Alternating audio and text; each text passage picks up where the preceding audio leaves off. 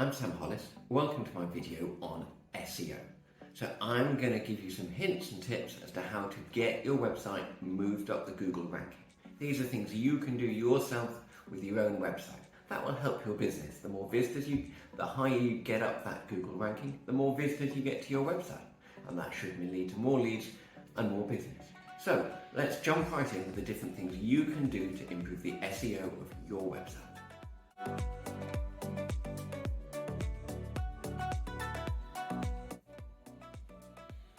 So here we are at Google. As somebody who might use your business, what are they going to sit here and type into Google that you want to appear for? So you've got to really know for this what problems potential customers of yours are having. What is it that makes them come and search to get help from you? So what problems are they searching for? What help are they looking for? What are they going to type in here that you want to then appear for? And you need to think about that quite carefully. It's important to get this right. So spend some time thinking about this. You also need to think about the geography. Where are your customers and where are they going to be searching from? Are they in the entire of the UK? Are they in a particular city, a particular county, a particular small area? Focusing on those will really help. There are some Google tools that can help you with this. I'm going to talk you through those now.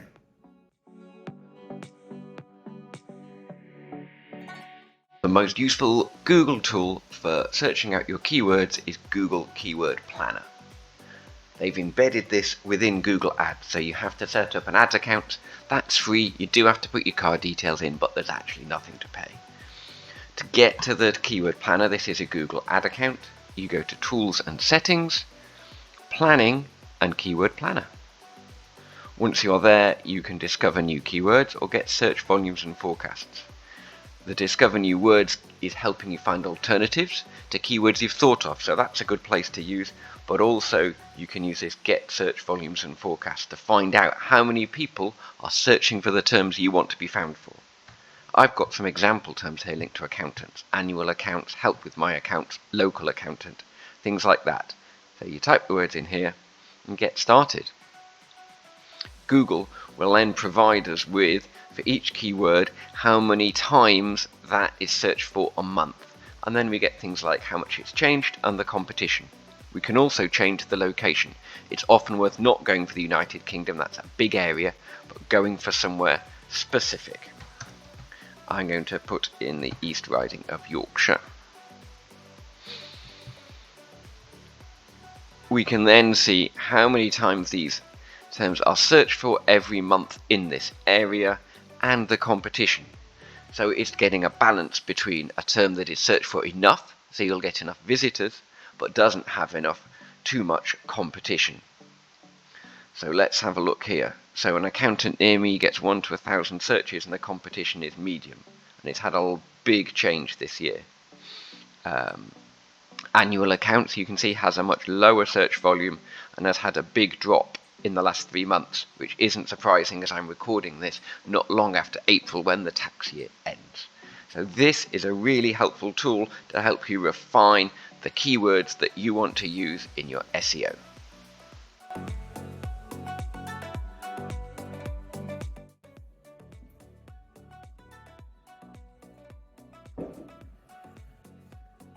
Thinking about the structure of your website is going to be the next thing. So you've decided on those keywords, you've got to get them into your website, into the pages, into the page titles, into the page descriptions, into the website URL, so the address, and into the page content. And that's not just for your home page, but for every page. You've got to get those keywords in there. But you've also got to avoid keyword stuffing. Google is going to spot if your website title is I am the best accountant in Hull, your website page description is I am the best accountant in Hull, and then your writing says I am the best accountant in Hull. Everybody uses me in Hull because I am the best accountant in Hull for the best accountant in Hull. Google is going to spot that. Your writing has to be natural. The keywords have to be in there, but not too much, otherwise that's stuffing that we've just seen. So you need to carefully think about what keywords you want to be found for, different ones, and use different pages to help you with different keywords, thinking about the title, the description, the content, the web address. All of those need to be right and using your keywords.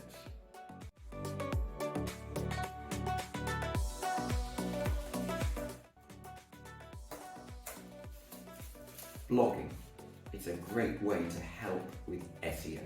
When you're creating a blog, you're creating a new page on your website, and you can make the topic about anything. So the topic could be really focused on your readers and what they're interested in. It could be really focused on SEO and what you're aiming for. Or it could be a bit of both. But remember, if you're trying to get those keywords into your website, and maybe there's some that aren't relevant to most of your current pages, make a blog. Make several blogs. They can really help with this.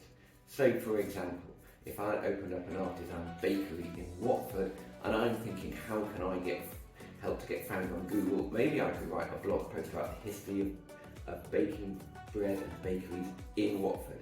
That way I'd be able to use lots of local places, I'd be able to use the word Watford, bakery, bread, and lots of types of bread, and again, with it being really natural due to the article.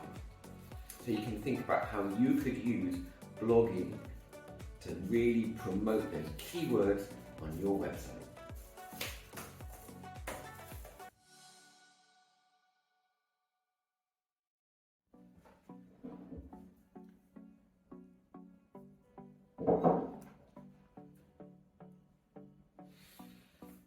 We need to grow visitor numbers to help with SEO. And I know that we're using SEO because we want more visitors, but Google judges a website on many factors, and one of them how useful it is. And one of the metrics it uses for that is how many visitors. It judges that if a website has lots of visitors that stay and engage, it's a useful website.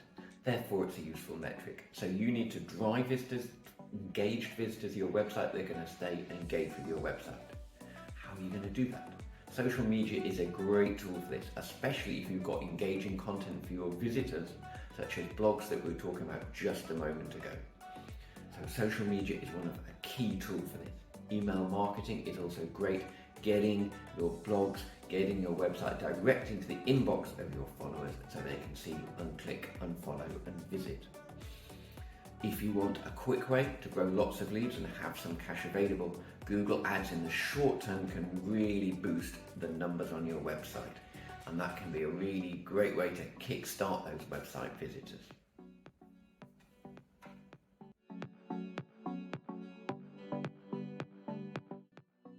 Lastly, and one of the most important things is to monitor your website numbers. They're really important.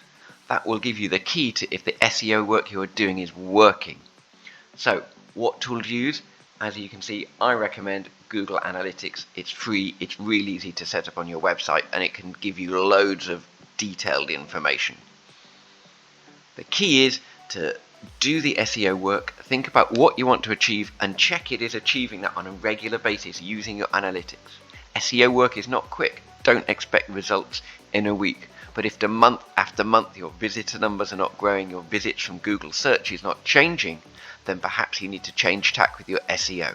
So do your SEO work, track it, look at the numbers and see if what you're doing is working. And if it doesn't, change what you're doing.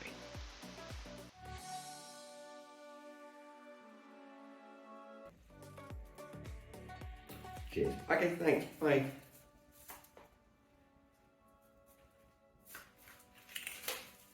Backlinks are really great for SEO. What do we mean by backlinks? What we mean is links that go to your website. These aren't reciprocal where you link to someone and they link back, but links going to your website. So how do you gain those? One of them is by chatting people, building relationships, and maybe guest blogging for them, and that guest blog can have a link back to your website, or showing them what great resources are on your website that they want to refer to on theirs. The other thing is just getting great content out there, telling people about it, and people will start to link to great content that you create. The other thing is use directories out there, get yourself on the free directories, that will get you some backlinks too.